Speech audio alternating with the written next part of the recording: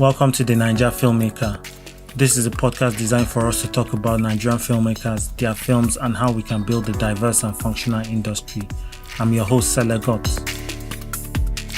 On this episode, my guests are Kewa Oni Seun Opabisi from the directing collective Loups Garous.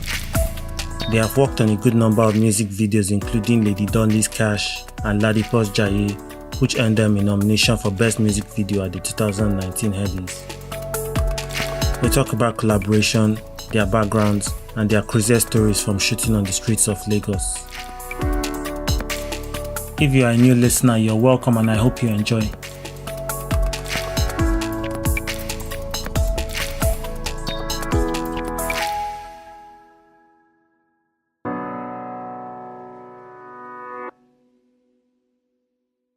Welcome to the Naija Filmmaker. It's really nice to have you guys, Kewa and Seun.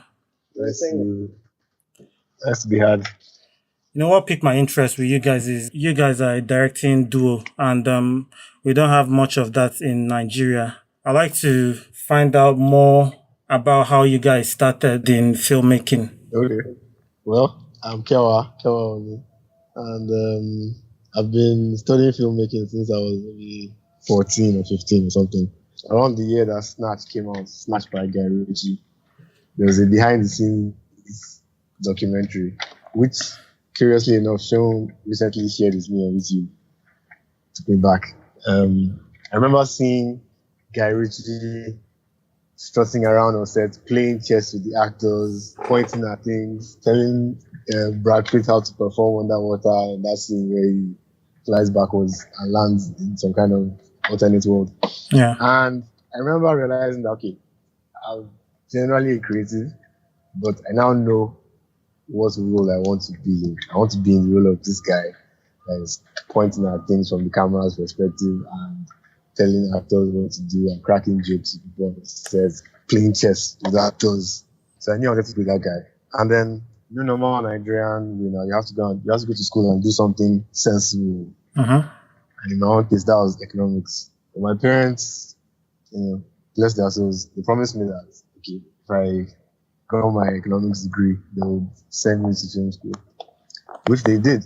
So, and yeah, you and I went to the same film school actually. Yeah. When did you graduate? 2011. Yeah. 2011 November. And I graduated in 2017. Yeah. A solid 6-year gap. Yeah.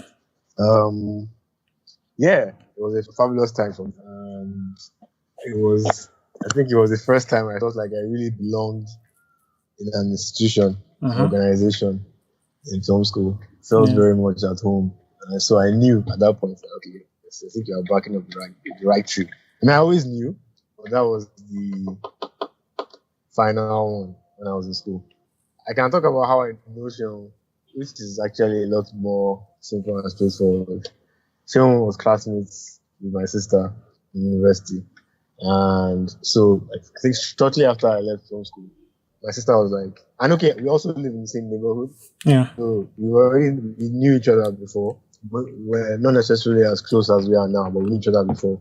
But then, like, shortly after I left film school, my sister reintroduced us, like, okay, you have to, like, link up with Seun because you guys are, like, I don't know what word should have used back then, but whatever else was supposed to link up and communicate, which we did. Yeah. And then when Seun came back into town, we started to, we don't live far from each other, so we just started to, for lack of a better word, mess around with different ideas, and then we decided to make it a collective. And then I just keep the entire part about us corporate work. I was going to let you start talking about your own story before I go to that. Okay.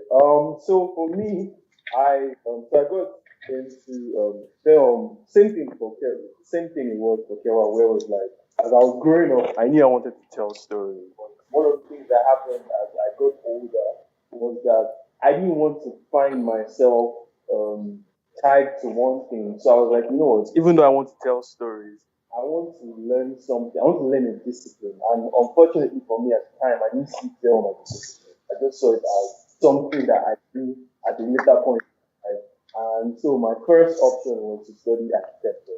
And Yeah, I was in uni for like 2, 3 years, and by like third year, I realized that I wasn't really into this thing. Like I liked it, but it didn't help that the school that I was in was terrible, Covenant University. My school was really terrible, and it was very stifling for creative people, and it was stifling for people who wouldn't think within the conventional fare of the average like Nigerian kid, like go to school, do this, do that, do this, do that. And the thing is, Yeah.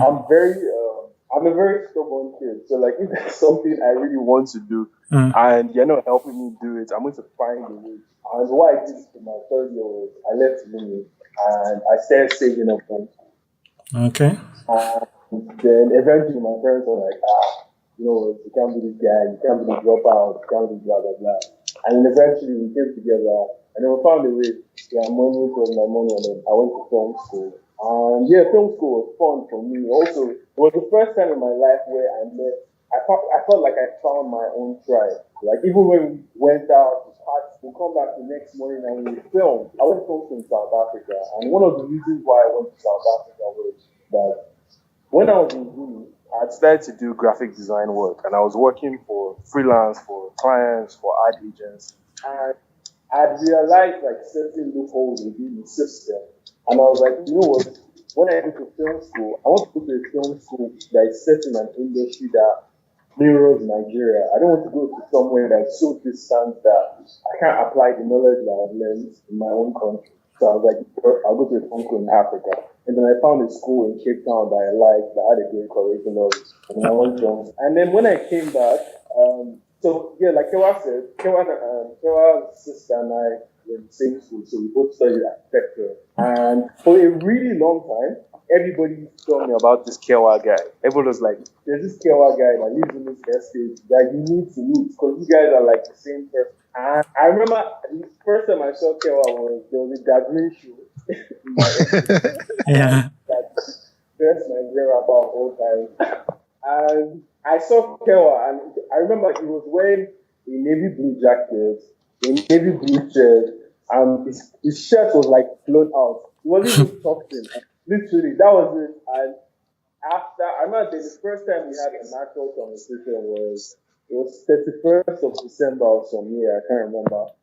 It was, you know, when you go for like watch night service, after that we decided to hang out in Kewa's house. And then for the first time we actually spoke. And then when I came back from film school, we worked on a couple of corporate projects. Not a couple. Bro, corporate video. A lot of corporate video projects. And I guess one of the things that brought us together was that we loved the same thing. We wanted to do the same thing. We had a lot of similar goals, and we had a diverse skill set.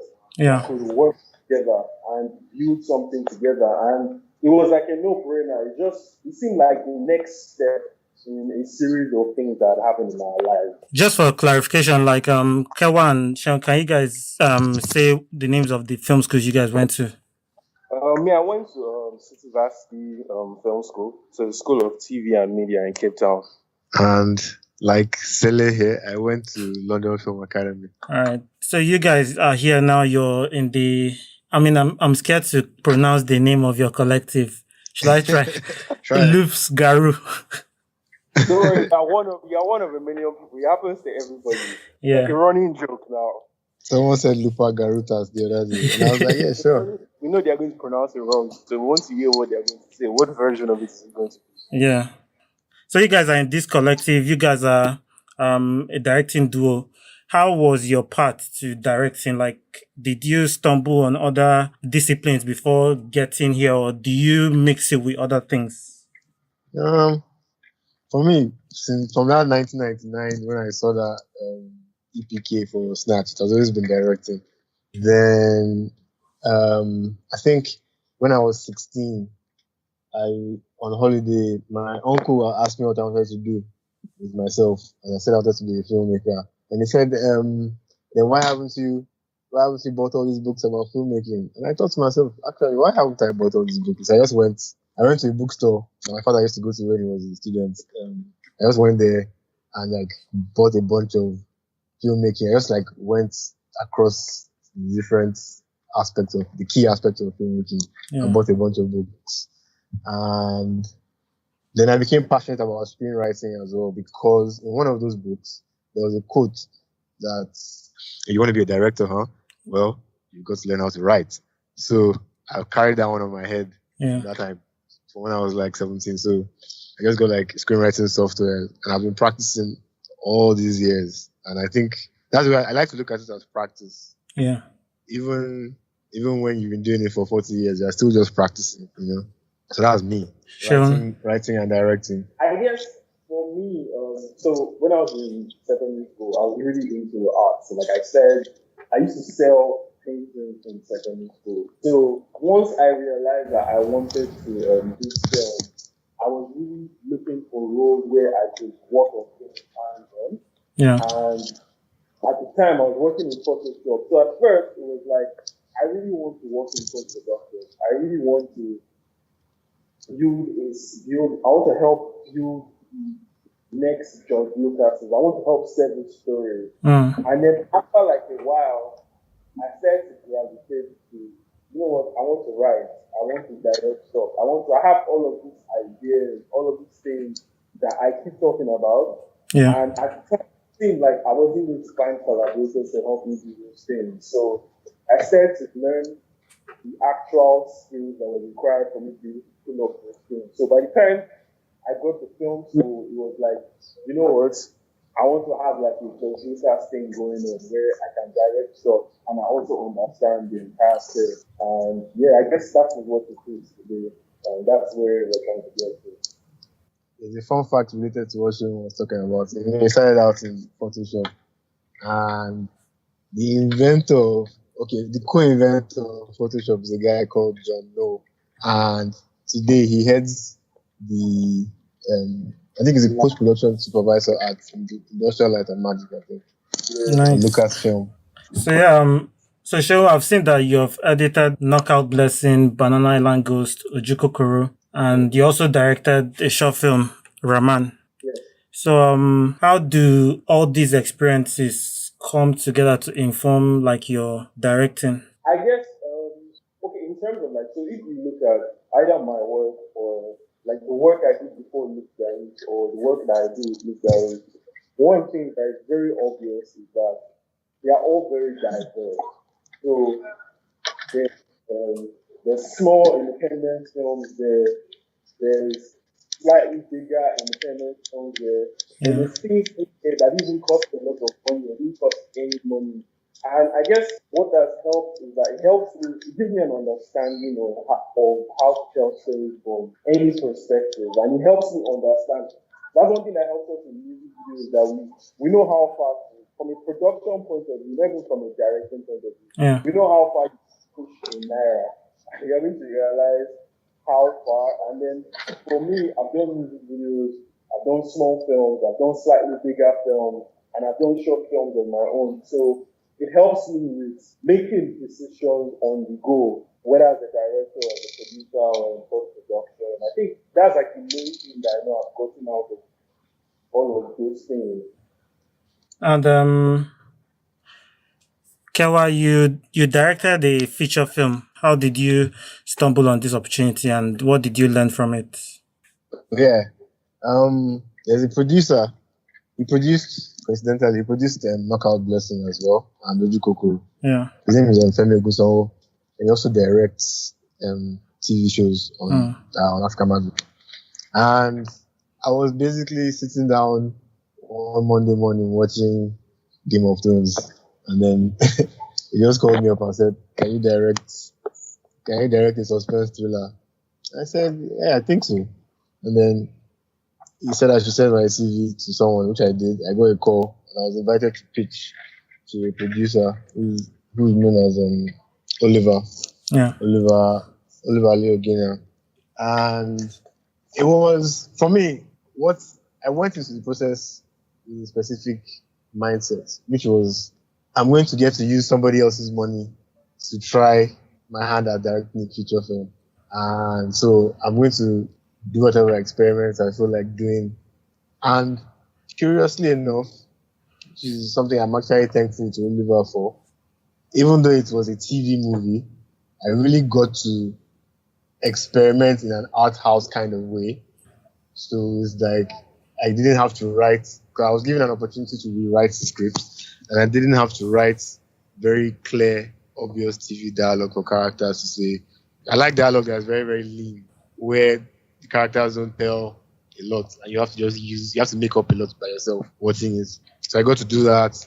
I got to do violence. I got to experiment a lot with someone else's money. Yeah. And I think I learned a lot. I learned how to, like someone said, I learned how to push in error as far as possible. Mm-hmm. And I also learned a lot about the realities of filmmaking, because a lot of the time it might be easy to criticize Nigerian filmmakers. Yeah. And that is not to say, we are to be left off the hook. Mm-hmm. But then when you participate in this yourself and you have very limited time and limited resources, and you start seeing flaws rear their head as you are working, you know what it's like to be shooting something, and then maybe when you get to post, you realize something is not working. Yeah. Well, I've had the experience of shooting something, and right after saying we are moving on to the next setup, I know that what we just shot is flawed already. Yeah. So I'm already preparing my mind for the edit. I already know that did not really work, but we don't have time, so we have to move. And then it makes you even more creative. It makes you think about edit a lot as well, because you already need to start solving this problem before you even finish shooting the film. Exactly. In post. Like, you're already thinking about how you're going to cut around this even before you wrap. So it was a very, I think that all breaks down what the experience was for me. Okay, so yeah, there's this school of thought that a film should be headed by one person. They are the voice behind the film. But in recent years, I've seen a lot of directing duos. So like the Duplass brothers, the Coen brothers, and they have given us a lot of entertaining content. What do you think are the benefits of working with somebody as a co-director? I would say the biggest and most obvious thing is that there's a check and balance. So because I've worked on feature films as an editor, ahead of us making a feature or Kewa making a feature or me making a feature, a lot of the times, dealing with having two people directing stuff, that there's a check and balance. Sometimes we don't agree on how a shot should be staged. We don't agree on how much time we're using to block a scene on the shoot. But there's a check and balance system. And then because check and balance system is happening between two people who really care about each other's work and who respect each other, I think us being two, like for example, one of the interesting things that we do is that we edit our videos together on two different computers. And then every couple of minutes, we look at each other and be like, okay, dude, I like this part of him. I don't like this part. Can I get this part?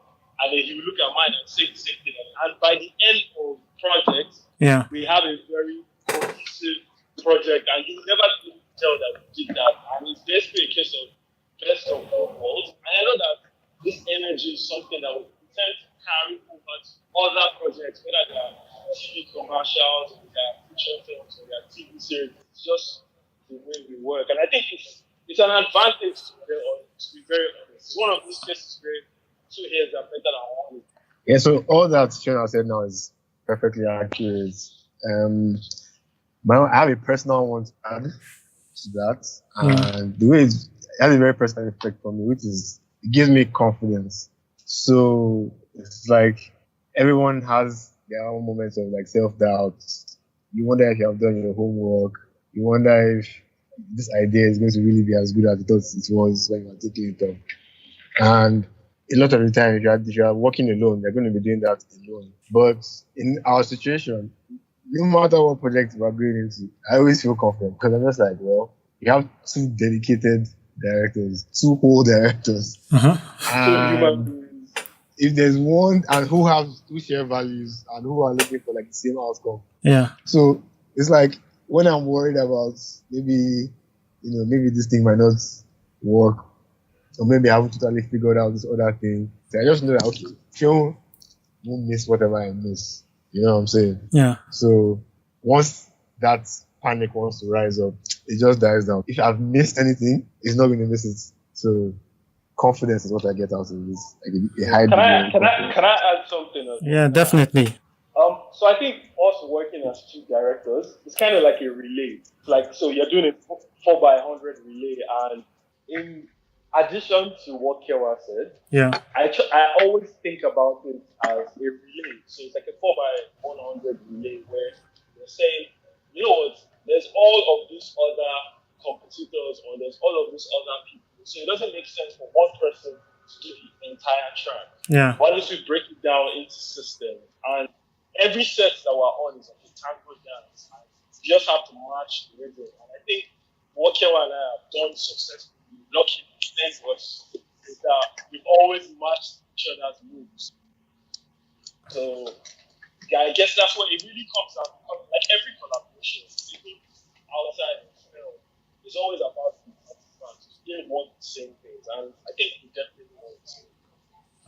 You guys have worked on an impressive number of music videos, and congrats on your nomination for the Headies for Jaiye.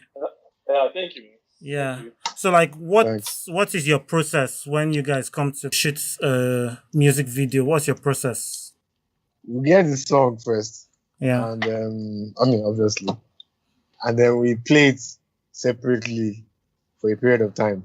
What you want to do is just like, let the song just run through you. Because you don't want to be too literal about how you start to come up with your ideas. You might end up latching on to a lyric or just something in the instrumentals or just a mood that the song puts you in at some point. And then your ideas start to come from there. And after we've listened to the song separately for a while, then meet and then start to compare and start to bounce ideas off each other.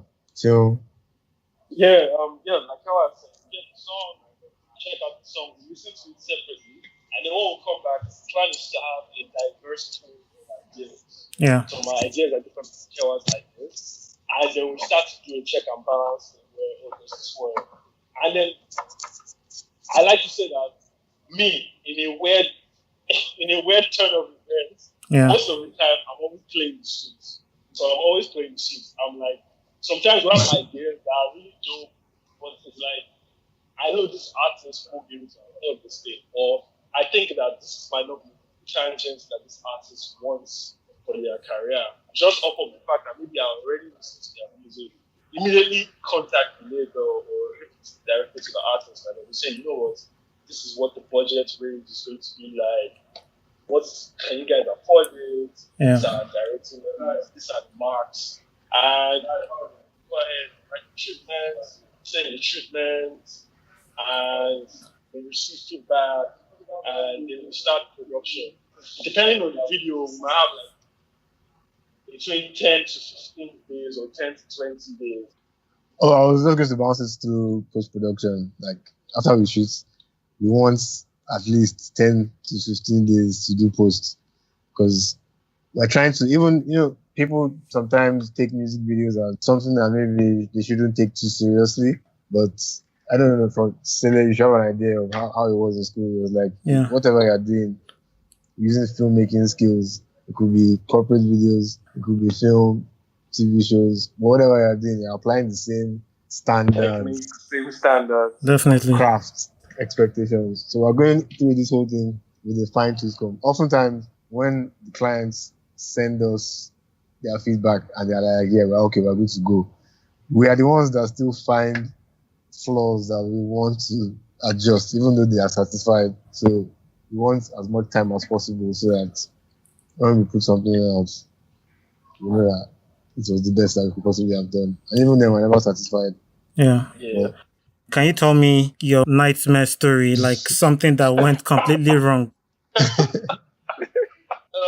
So everything that we work on comes with like a unique set of challenges, and it's so every music video or every film or short film. So for example, now Rahman, which I made with very little money, and I know that one of the things that happened to Kewa and I while we were producing the video was that it was self-financed, and it was basically from money that we had made from work or whatever. And we showed up the first day, shot everything nicely. We're happy to go back the next day.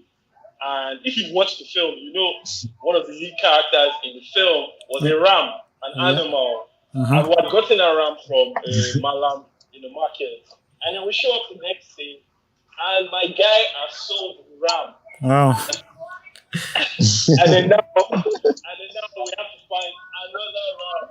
Yeah. And I realized like The substitute ram. The substitute ram. So if you watch the film in the fight scene, ram just suddenly becomes bigger.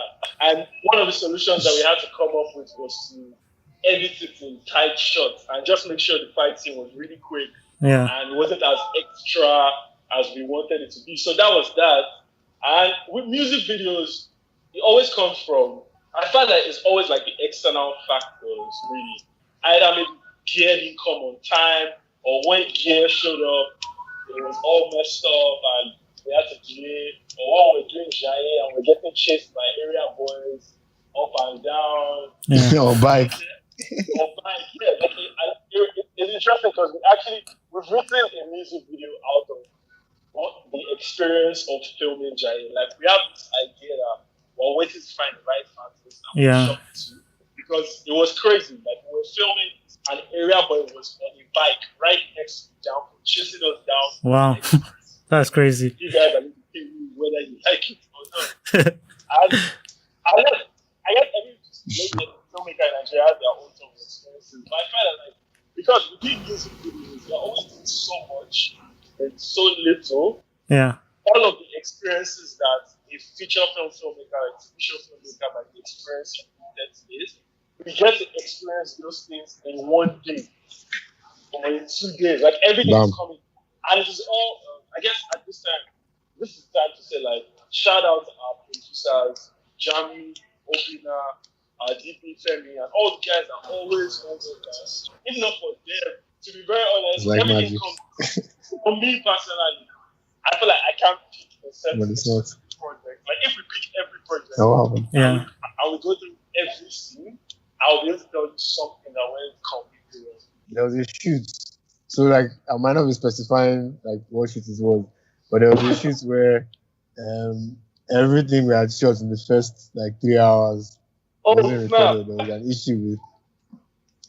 was an issue with the recording. Yeah. So all the files were missing.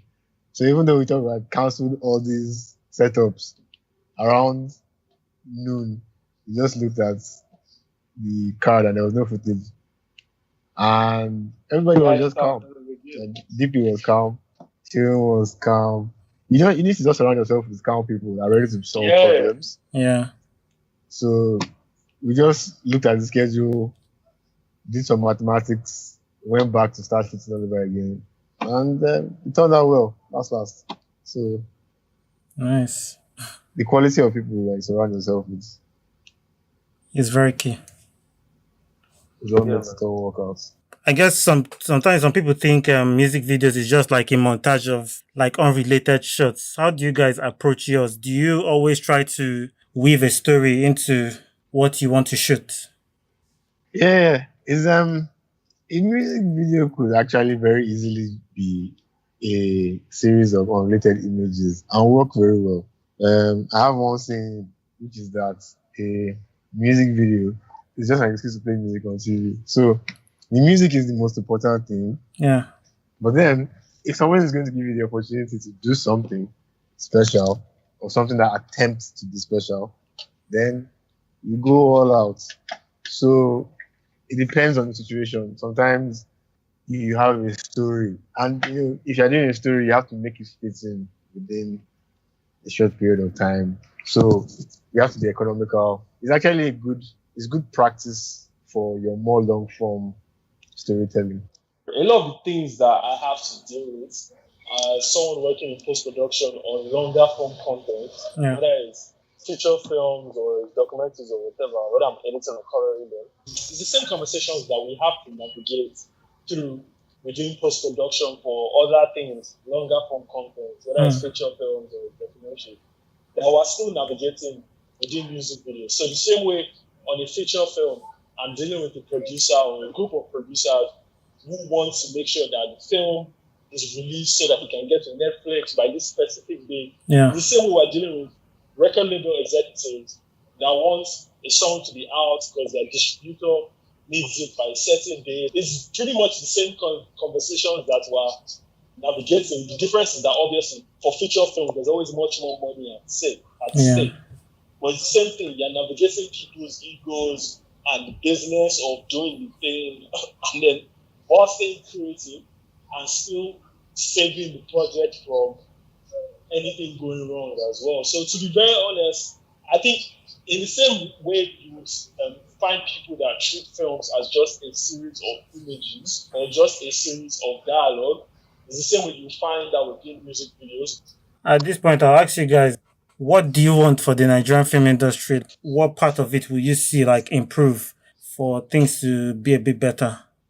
One of the things that we think, not just think, but we put into practice in our own very small way, is a more equitable distribution of funds among crew.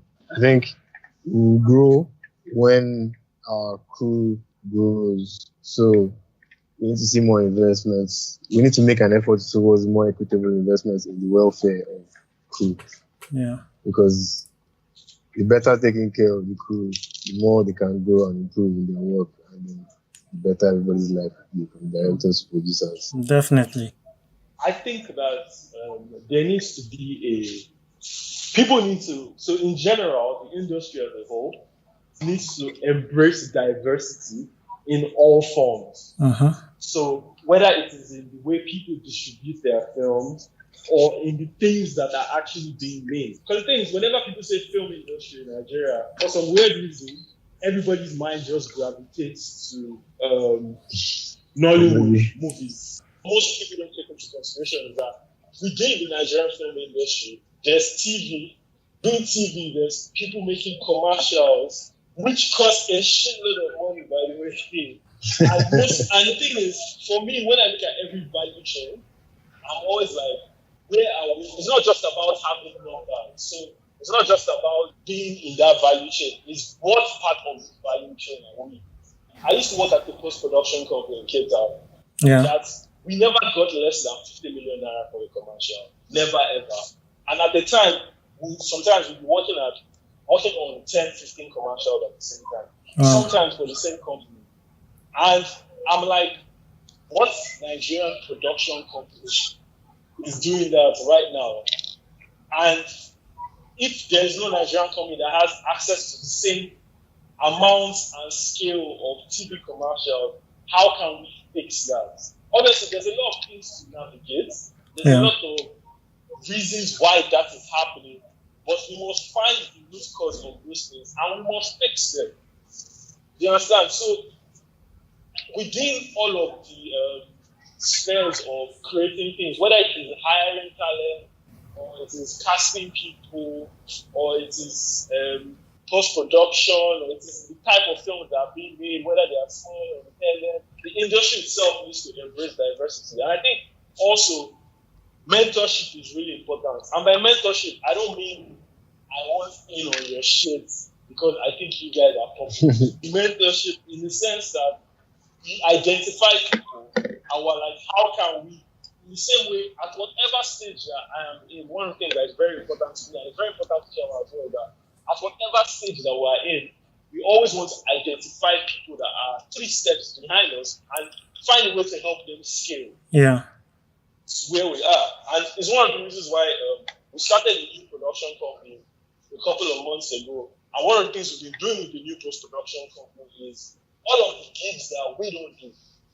And instead of just saying, oh, let's just leave the money on the table because, you know what, these guys can't pay us.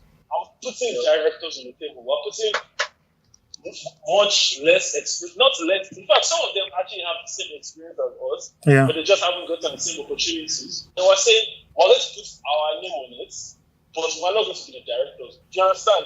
Yeah. And we can hire for this. And more people need to be able to do that within the conversations of power. Like, it's something that needs to happen. It's not, for me, it's not just a money thing. It's not just a, oh, we need more money. Yeah. We need to fix the value system. What is the value system of everything that we're doing in Nigeria? If a big production company comes to Nigeria to film a feature or a commercial, what roles are we playing within that thing? people are just a service industry that is not bringing in a lot of money, then there's no point. For me personally, you might as well just go and learn the craft. Let's go and sell sand.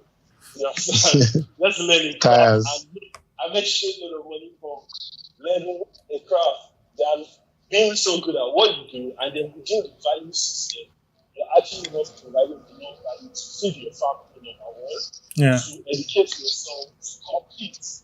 We must compete. It's important that we compete, and we need to fix our value systems, and we need to embrace diversity and do everything. Like, once we're able to, I feel like once we're able to do that, it will help. It will just naturally, like Kewa said, once people are able to fix themselves in a way to help the industry and all the different spheres, is a community of hustlers. So we're a community of hustlers, but what we just need to happen is that we give all of these different companies, there needs to be certain values that we are all pushing. That's the reality. That's the dream. Thank you guys for coming on the Naija Filmmaker. How can people find you? We have an Instagram page, Loups.Garous, LOUPS.GAROUS. That's the easiest way for you to find us. And hopefully in the future, we're looking to be sending out newsletters and sharing some.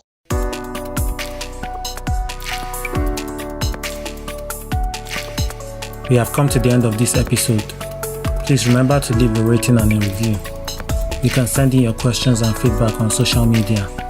Follow me on Instagram and Twitter at SelegoFilm, and the podcast also on Instagram and Twitter at the Naija Film Pod. See you on the next episode. Have a good one.